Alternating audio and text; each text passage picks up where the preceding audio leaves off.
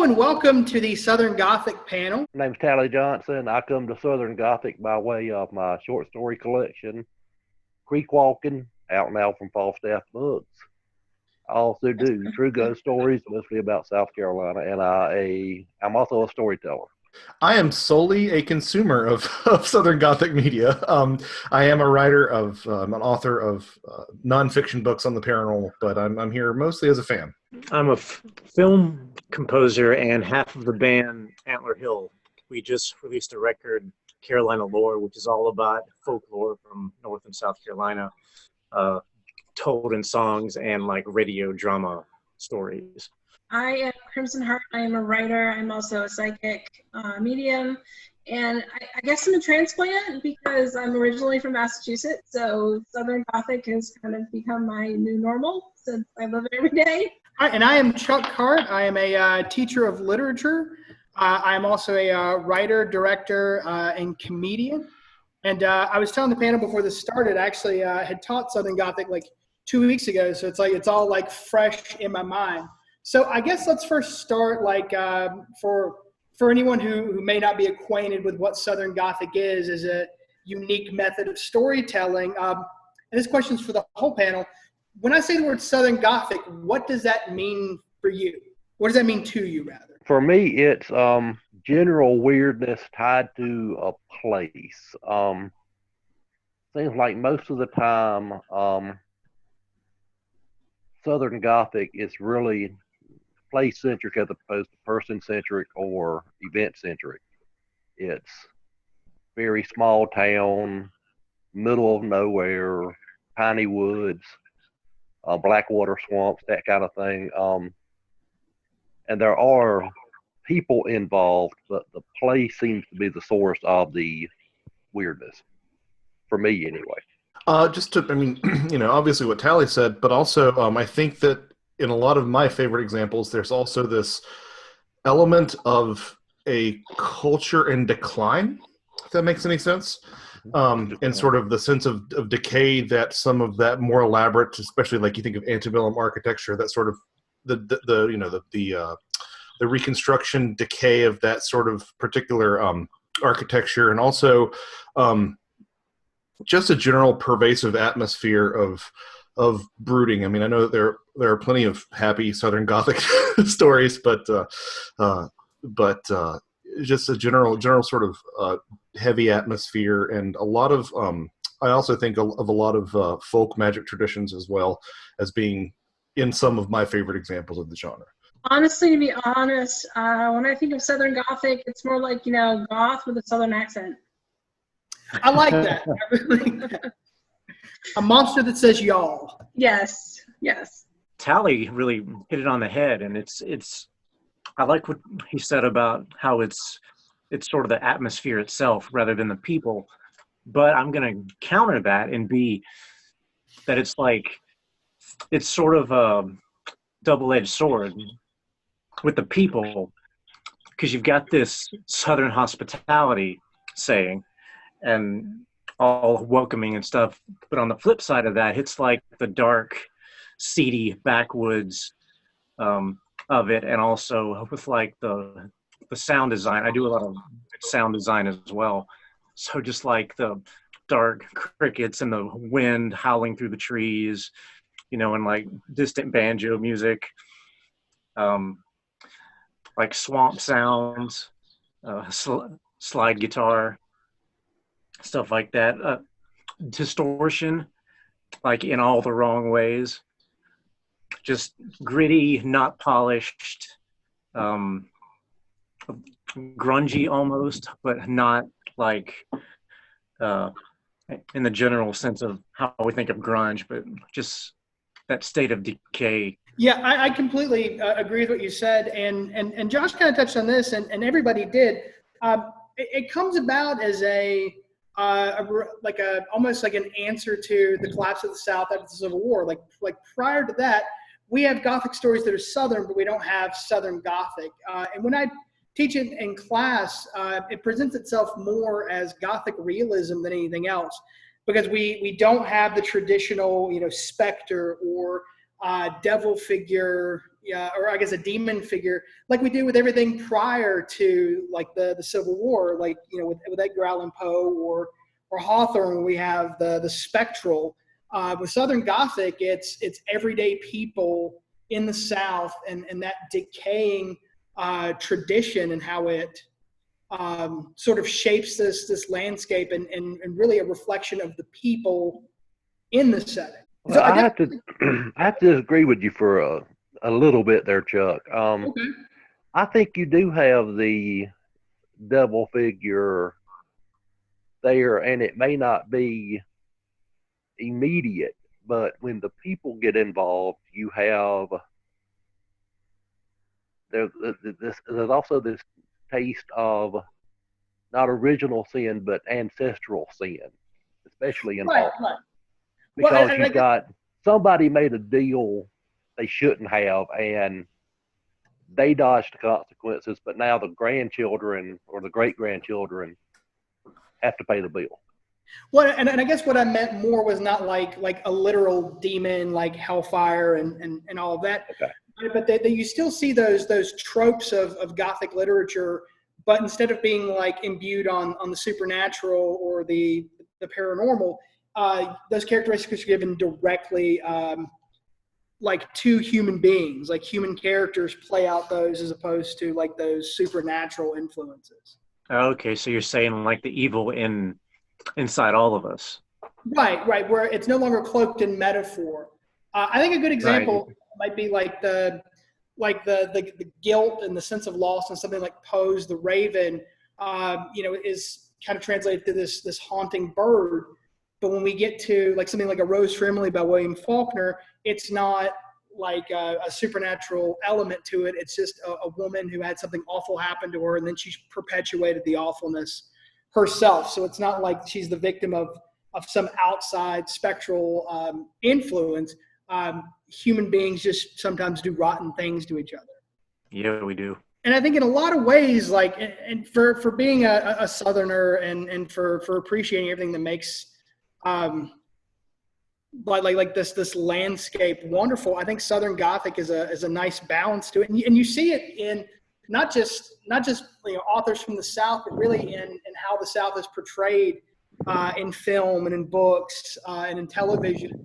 Kind of throughout after the Civil War, it becomes almost an identity of the South.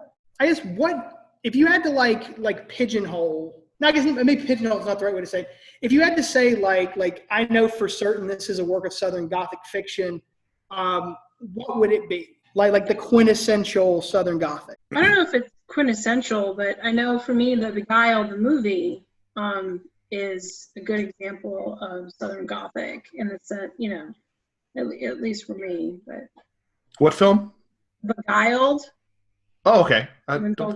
For me, I would look at I think of like the work of Joe Lansdale, who was I came to him mostly as a writer of short stories, but he sort of writes stories about, for anybody who's unfamiliar, he was the guy who wrote Bubba Hotep, and he does a lot of things about, I think something that you see in some of these American Gothic stories too is like there's sometimes a coming of age story that's sort of like shoved in there as well, which I think probably provides a nice contrast between this kid with his life ahead of him in a setting that has seen its glory days on the decline. I think that might be sort of the juxtaposition that a lot of these authors are going to, and Lansdale does that with some of his stories. He has one about what these kids think is a goat man that lives in the woods. It turns out that it's not a goat man, spoiler alert, but I think of things like that, and I think of things like, the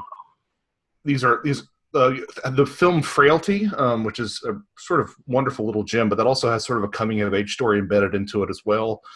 And then something like as recently as was in the McConaughey movie Mud, I think you could kind of fit in that Southern Gothic genre as well. I'd have to say, for me, steering it more musically would be Robert Johnson. And the whole story about him being taught the guitar by the devil and singing these old blues songs about, such things. And it's sort of, to me, that's sort of the backbone of it. It's like this, it's just one man with this story about how this is how he learned his craft, was by the devil himself. Yeah, I think he's a good example, and I think I think a lot of the people that come out of that sort of deep South musical tradition are just going to have that sort of baked into their art. I mean, I think about Dr. John had a lot of Yeah. people think about Such a Night and stuff, but he has a lot of songs about folk magic, and I also find it really interesting whenever an artist who isn't really Southern Gothic sort of dips their toe into it for like an album or so. I think specifically of Tom Waits' Bone Machine, which has a couple of tracks that are on there that are really like I think I'm thinking of Murder in the Red Barn and was it Black Wings, I think, are two songs on there that are just like you can just see the Southern Gothic dripping off of it. So yeah, Robert Johnson is absolute perfect example. Yeah, or like Shooter Jennings, that collaboration album he did with Stephen King. And the murder ballads in general, I mean, Pretty Polly, and a lot of folks have covered those over the years. I mean, it's just, and I think part of it too is the death is always with us because, like I say, I mean, the post-bellum economy went to heck. Everybody got sick. I mean, and you have to remember, until recently, if you were born in the South, the odds were really good you wouldn't make 60. I mean, this was security was a pipe dream for a lot of folks. So, but I think the murder ballads, and as far as literature goes, I will throw Manly Wade Wellman out there because I think his Silver John books do a great job with some of that stuff, using the folklore and things like that to illuminate the decline of the civilization they're used to. Well, in music, like after the Civil War, almost becomes like a reboot of like the oral tradition of the South. I mean, so much of our history is retold through music, whether it's of the Gothic variety or not. So much of that Southern perspective, which I think is really often either misconstrued or marginalized in media. Like we get like a lot of those like Southern stock characters, and not to say that they don't exist in real life, but I think like it gives maybe the South an honest take, or like there's an honesty to it that I've always loved, especially like like in Faulkner's words or in some of Twain's more Gothic stories. You get such an accurate portrayal of what is happening in the South at that time and how it affects people. Well, I think one thing too about Southern Gothic, especially more recent Gothic than Faulkner, is the disconnect between the natives and the transplants. Yeah. And that's a good way in for a lot of folks to that, because you can have a couple who are from Buffalo, to use the most prevalent place, and they come here and they have a expectation of what they'll get. They'll get Hee Haw, they'll get Hank Jr. on the radio and all this stuff, and if they're lucky, they go somewhere like Fort Mill where it's subdivisions and there's not any real difference. But if they come somewhere like an old mill village, then you have that strain of weirdness that creeps in, whereas some of the McMansions, you won't have as much of that. Well, and in terms of like, I guess what it does to maybe portray the South, like I love it when they get it right. I guess it's not as a modern example, but I always feel like Steel Magnolias like really got it right in terms of like what happened in the South, and it fits the bill of the Southern Gothic. It's about the hardships of Southern people. It's about the emotional draw of a location. And for me, like, even though it doesn't necessarily feel overwhelmingly like anyone's in peril, you still see death and love and all those emotions in the South. And to me, it always felt so authentically Southern. I wasn't even thinking about it until Josh, you said something about happy tales that do fall into that Southern Gothic, because there is a lot of despair in that film, but it ends happily. Oh no, I was just going to say, not to get too sort of, not to gaze at our navels too deeply here, but I mean, that's kind of a microcosm of the post-Reconstructionist South anyway. The idea that, there were a lot of hardships for a lot of people in that time, but there was still this effort to persevere and to reinvent the region as something that was able to cast off, all the horrors that that the region had perpetuated, but also to sort of bring us forward into our own sort of new identity. And I think that a lot of these, the whole coming of age thing is tied in, like with Steel Magnolias, the same idea of the South trying to rise above its past. Yeah, or something like To Kill a Mockingbird, for that matter.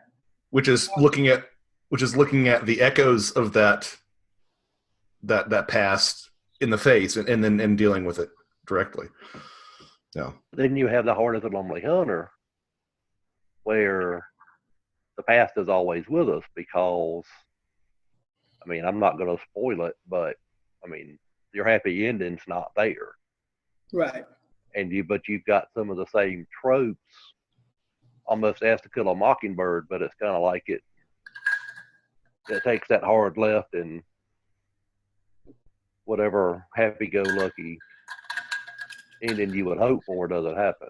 Well, and I think it gives a voice to the South that we didn't have anymore. And it gives a new voice, especially with female writers and African-American writers. Like, so much of what Zora Neale Hurston writes and what Toni Morrison writes, it falls into that category so beautifully, and paints a picture of a South that without that we wouldn't have known existed, or wouldn't have understood it in the way that we understand it. I think it yields so much perspective about the South.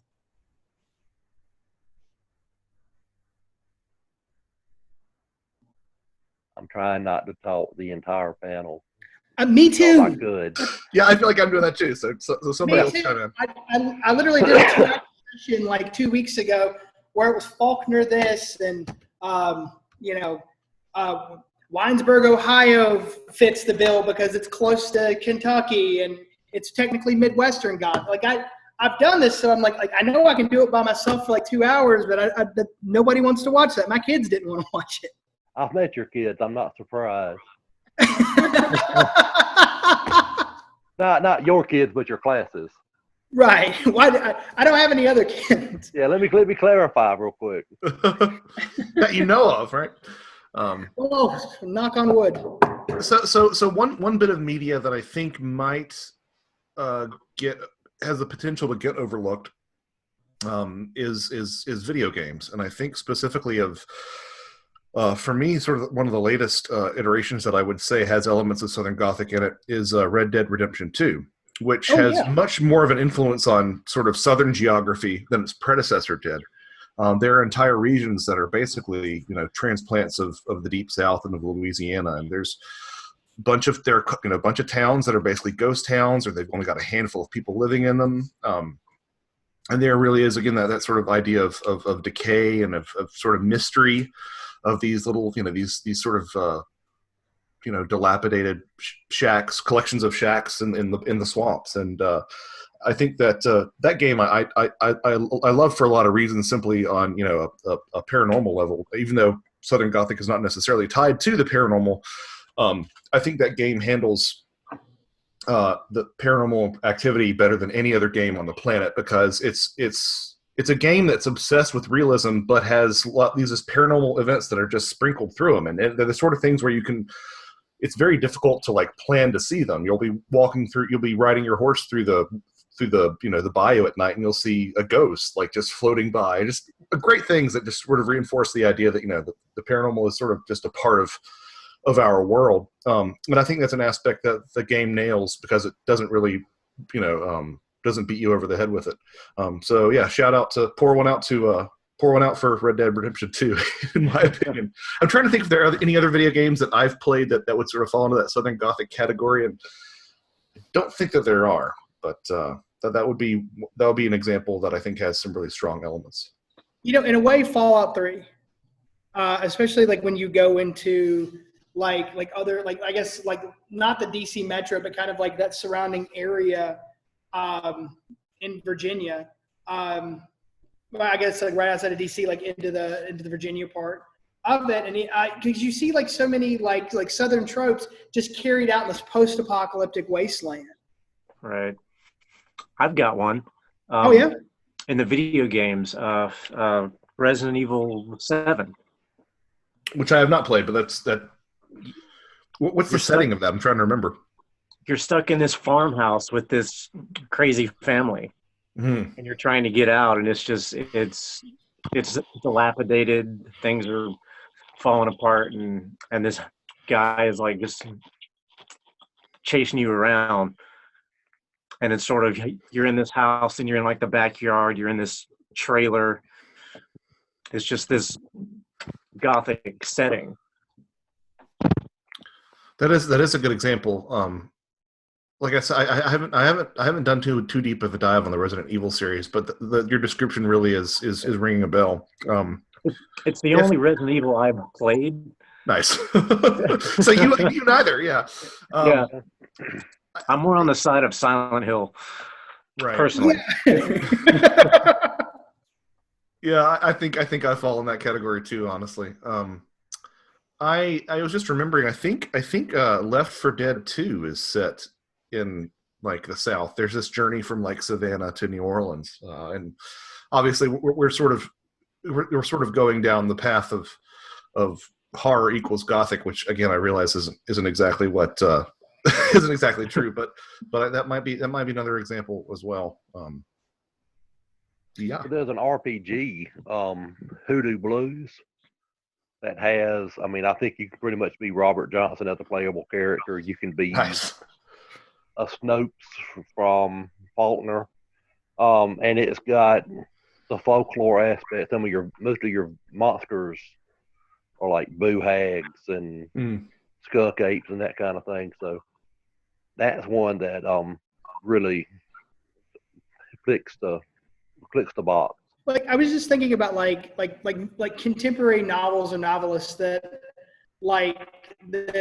are maybe not necessarily like specifically Southern Gothic, but fit the bill or tell like a very interesting like story like in the South that has those elements. And I keep coming back to like the same guy over and over again. I keep going back to Ron Rash. And it's more has to do with like the sinister nature of human beings, or like what the small town superstition does. And all this stuff is North and South Carolina based, and there's always like this deep superstition running through his novels that comes from like old Southern folklore.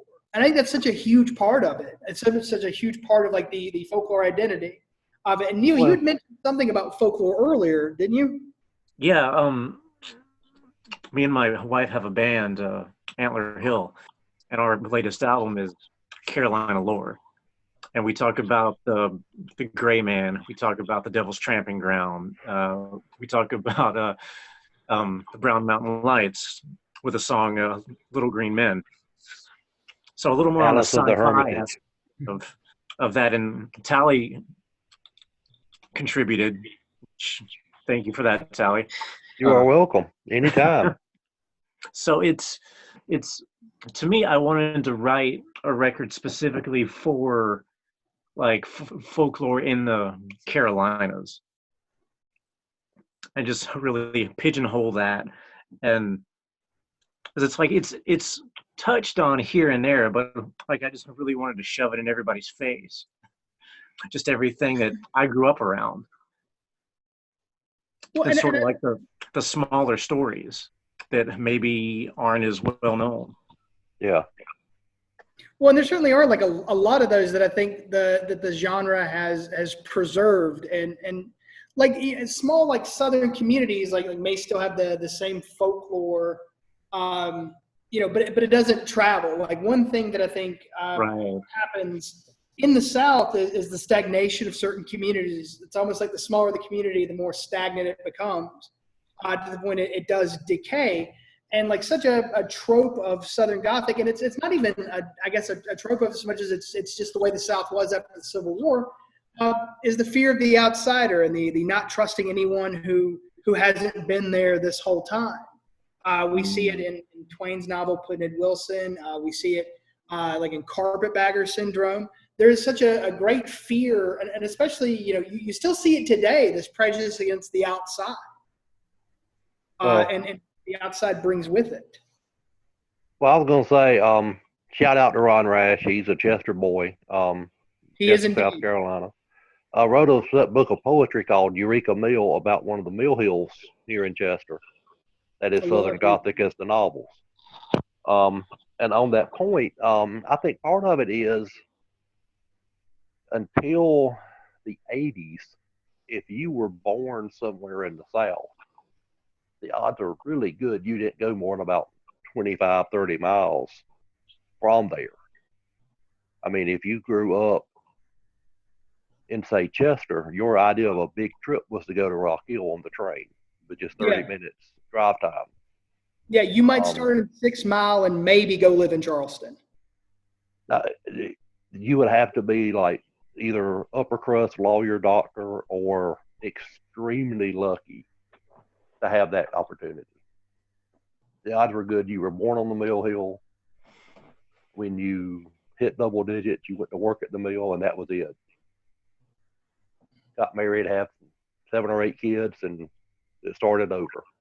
Which so much of that like flies in the face of what we see as Southern hospitality. And it becomes like almost like this dichotomy of like Southern hospitality versus, all right, well, the sun's going down, so it was good meeting you, now leave. Right. Yeah, it's kind of that double-edged sword of like, yeah, we're going to be nice and sweet and all that, but if you outstay your welcome, it's going to get ugly. Yeah. Like, you can come to visit, but don't bring a big bag. Right. I think part of that is, too, the Freedmen's Bureau brought a lot of true believers, social worker types who were going to come and fix everything. I mean, they were going to educate the freed slaves. They were going to, show us natives the error of our ways for the last 200 years before the war. And I think that got internalized to, you can come but don't stay. Because if you stay, you'll try to fix us, and we don't need fixing.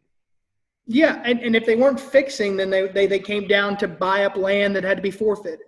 So there was like an actual like it had to feel like an act of violation. Like these people have come to literally steal from me.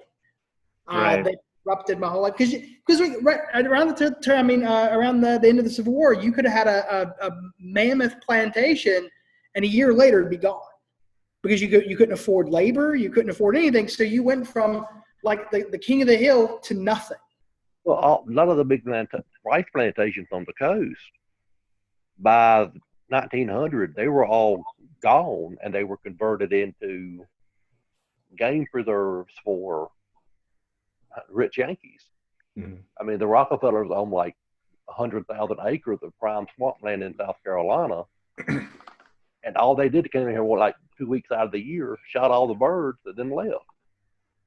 And that's over and over throughout the Gulf Coast and the Atlantic Coast that you had that going on. So, I mean, basically they're either a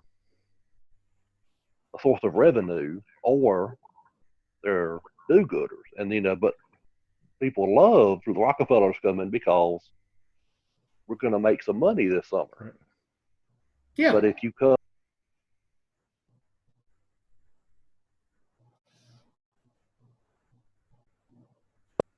so. Tally, could you repeat that? You got muted. Sorry, my phone went off. I was just saying that the dichotomy between the Rockefellers and the do-gooders is the Rockefeller types of the do-monster, whoever brought money. when they came for their 2 weeks a year. But they would come and go. The others would come and try to stay, which is why they ran off pretty quick. But yeah, that's what y'all miss. This might be an interesting question. How much of Southern Gothic do you think is socioeconomic? Like I said, it might be a good question. It might be an awful question. No, it is a good question. I'm just trying to think. I mean, I would, without having exhaustive knowledge of the genre like you do, I would have to venture a guess that a significant portion of it is looking at people from a lower socioeconomic status. I'm trying to think of examples. I'm trying to think of examples where that's not the case, and I mean, it kind of makes for a boring protagonist if they've got if the world is their oyster in terms of their resources. But I'm trying to think of an example, and I really can't. And that's something that I think, and I think that's sort of baked into like this, especially this, this small town South thing. I don't think people who are from this region really realize how the depths of some of the poverty, and some of the places that have just completely empty storefronts. I've made it a point on my way to the South Carolina coast a couple of times to stop in Bishopville, home of the Lizard Man. Yeah. and man, it is I mean, you can tell that at one point it was a lovely, vibrant little town, but it's just boarded up storefront after storefront after storefront, and even some of the larger cities are kind of that way to a degree. I mean, you look at parts of downtown Augusta, and it's kind of the same thing. I played a convention in Bishopville, and you're not joking. yeah, it's so rough. And I think, I mean, I think that if you look to a lot of people, especially pre 50s, if you look at sort of the people who were still clinging to a lot of older traditions and a lot of older ways, they weren't necessarily early adopters, which meant that they didn't have that sort of opportunity to take advantage of this new influx of cash, like Tally was alluding to. And I think that is part of the reason that you sort of saw this stagnation in terms of so many of these small economies. If I can just just sort of pontificate without any degree of being informed, that's what I would say. Somebody else? The problem in the South is you had waves of the economic disruption. You had it after the war. The farming communities got wrecked because everybody moved to town to go to work in the mill. And then after World War II, well, more recently than that, in the late 70s, early 80s, the mill started closing. So and I would pile on that to the decrease in cigarettes, decrease in smoking as well. A lot of those communities in eastern North Carolina just sort of shriveled up because there wasn't the same opportunity for the cash crop. Sorry, that's one thing with Bishopville. Like I say, you had Bishopville, who was a farm center. Mm-hmm. The farms dried up, and then, like you said, tobacco got nailed, and that killed them. But even somewhere like Darlington or Florence, now they've gotten their hit, and Bishopville's trying to come back because they're getting gentrified with folks coming through on I-20 saying, well, I could buy that, put an antique store in there or used bookstore or whatever. So. Yeah, that's a good point. So Crimson, because you said you're not originally from the South. No. As an outsider, like what is an outside perspective on the landscape of the South? I first moved down here about 20 years ago, so it was a definite culture shock because coming from Boston, where there was a bustling transit system and many different walks of life mingling with one another. Moving to Charlotte, it was, for me, not as a diverse community in Charlotte, in Uptown at the time. And of course, just trying to understand everybody, honestly. It it took me about a year or so to actually get the different accents down. But it was just definitely more of noticing a shift where things are a lot slower here in the South as compared to being, up north, or, at least back then, where it's always go, go, go. And down here, it's just everyone takes their time and eventually it'll get done. So that in itself was, definitely interesting. Well, you mentioned language, like something I've always appreciated about the genre is how it preserves the rich language of the South, because there's not, everywhere's got its colloquialism, but I feel like the South is like just like you could almost go from town to town and just collect like turns of phrase or words or expressions and have like this quilt of beautiful language that ultimately is unique to the South, like on its own. Well, or you could just talk to me, and poor Jen had to relearn my accent when she met me, so she's still trying to get that straightened out. I'm good with you, Tally. But one thing about the language side, a study was done back in the 50s or 60s that determined that if you wanted to hear English as spoken by Shakespeare, go to extremely rural Appalachia, because it survived almost intact. And the fact that the Welcome Centers in North Carolina, they used to give you a little small dictionary of Elizabethan North Carolina ease. And it was the same thing where the ain't's a proper word and all this stuff. Because like I say, English takes other languages out back, beats them up, and steals all their stuff. Southerners have done that, and after we beat you up, take all your shit, we put it in the deep freezer for a year. Right. So, we're not just taking your stuff, we're going to take it, keep it forever. It's going beside grandma in the deep freeze. So, yeah. A number of years ago when I was teaching Southern Gothic, like I did a lot of research on like what we call like regional Gothicism, or like where you see tropes of Southern Gothic literature kind of transplanted into other places. And the first one, like the one I really glommed onto was Winesburg, Ohio, and what was called this Midwestern Gothic. And it really made me think about like, if it's, centric to the location, if it follows the same tropes, there's a lot of things that could be Southern Gothic that are maybe not necessarily would be, classically identified as that. And one that I came across was Stranger Things as being like a Gothic tale, or a Southern Gothic tale told in the North and filmed in the South, because it's filmed in Georgia, I think. Yeah. Living in the Atlanta area, it's like, oh, there's that. My wife works really close to the Hawkins Laboratory building where they always film their experiments. So yeah, it's sort of a tour of North Georgia if you watch that show.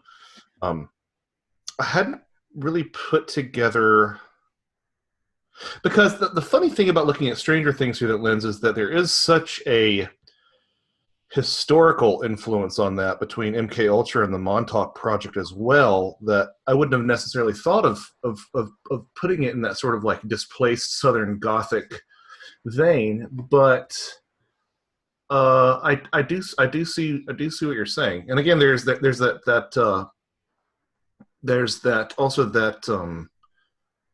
coming of age element, which I'm not saying is a trope of the genre, but you do see it employed as sort of a framework for a lot of these stories as well. That's interesting.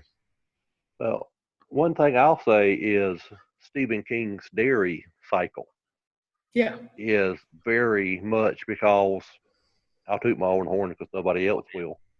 The title story in Creek Walking is a bunch of kids coming of age doing the crazy stuff that I did growing up on a mill hill. And I think of Stand By Me and It, and the same kind of things where you've got that group of kids in this creepy little town, and they're not just having to navigate the joys of puberty, and high school and all this stuff, middle school. Now we're going to add this top layer of crazy on top, weirdness that we have to deal with too. And it's very place centric because Pennywise would not work in Boston or in New York City. Right. And I don't know if he'd work in the South, but we could figure out. We have our own Pennywise. We just have to figure out how to make him work. Mm. I think that's a very interesting argument. Like there are certain types of stories that can only be told in the South, I think, given Southern heritage. Or like there's certain stories that, that could happen anywhere. And they prove like how many, Friday the 13th films take place other places. But then, how many of them are, how many different, I guess, how would you translate like another kind of horror story into the South like that? Because you're right, you couldn't have Pennywise in New York City. You couldn't have, Boo Radley in Washington, D.C.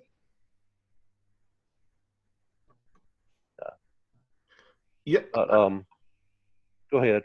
No, I was just thinking, the image of Pennywise as a clown is kind of, at least as a clown in the way that he's typically depicted and described, is more of a sort of it strikes me as a little bit more. It strikes me as a little bit too modern to work in something like a Southern Gothic setting. I think sort of what we're talking about with this decay and this sort of isolation, it's almost as if there's like a de facto time travel element to the outsiders coming down to the South, and with everything being old. Because if you think about like the sort of eldritch horrors that you find in some of the horror-based Southern Gothic stuff, it rarely is wearing a pretty or modernized face, if this makes any sense. I feel like it's usually generally depicted as something old. It's an old tradition. It's an old folk magic tradition. It's an old thing that people used to have to deal with centuries ago. That it doesn't really quite have that sort of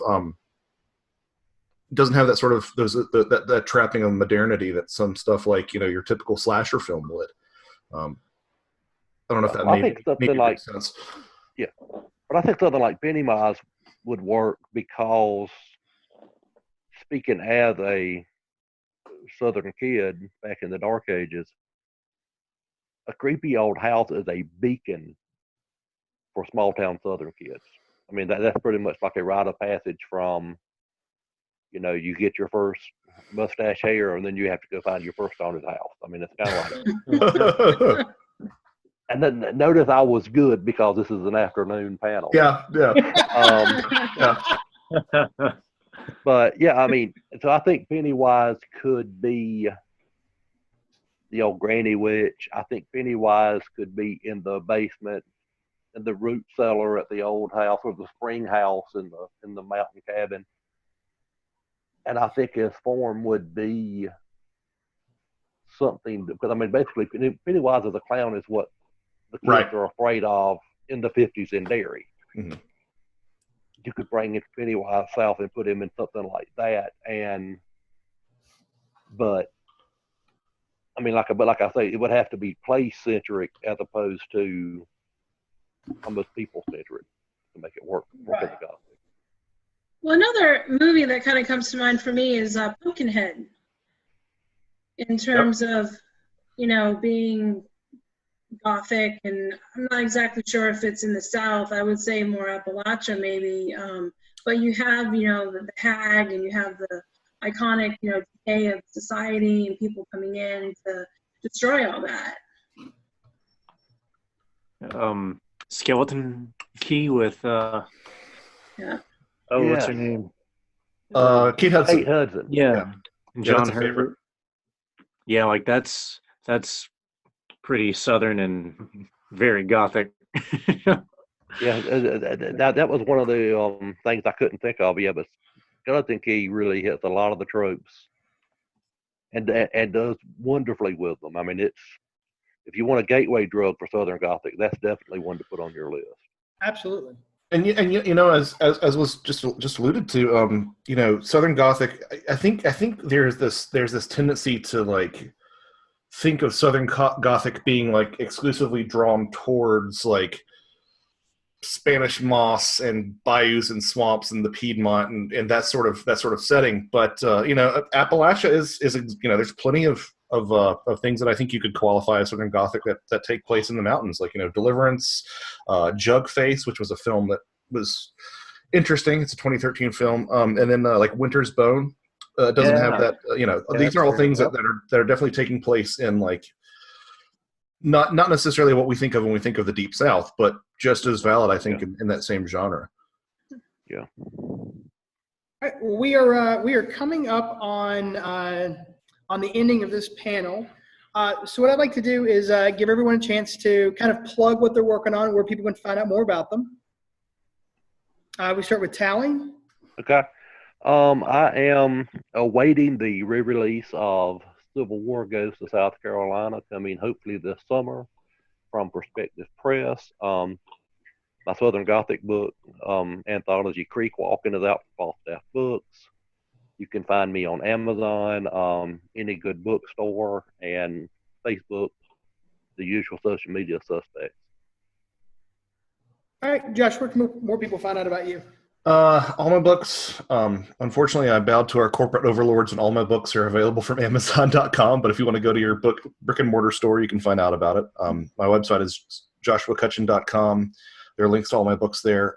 My latest book just came out last week, Where the Footprints End, Volume 1, High Strangeness and the Bigfoot Phenomena, looking at folklore and how that looks at how that is mirrored in a lot of these current Bigfoot sightings and stuff. So that's what's on my radar right now, and you can find all that information at joshuacutchin.com. MOUSE. All right, Neil, where can more people find out about you and your band? You can learn more about us at antlerhillarts.com, and our new record, Carolina Lore, is on Spotify, Amazon, iTunes, anywhere you want to get it, straight from us if you want. And I'm still writing the score for a Southern Gothic film right now. Actually, it's called Shine. The release date on that should be sometime in July. Cool. Oh, very cool. All right, and Crimson Heart, where can more people find out about you? You can find me anywhere on Amazon, Facebook, Instagram, Twitter, under crimsonheart.com, which is CRYMSYNHART.com. All right, and you can find out more about me on my Instagram at RealChuckCart, or my website, www.realchuckcart.com. You can see some of my visual artwork, as well as my TARDIS that I travel around with. And coming very soon, you'll see a couple of samples of some of the plays that I've written that will be uploaded very soon. So check often and check frequently. Well, thank you guys very much for attending the Southern Gothic panel. Thank you, Chuck. Did a great job. Thanks, Chuck.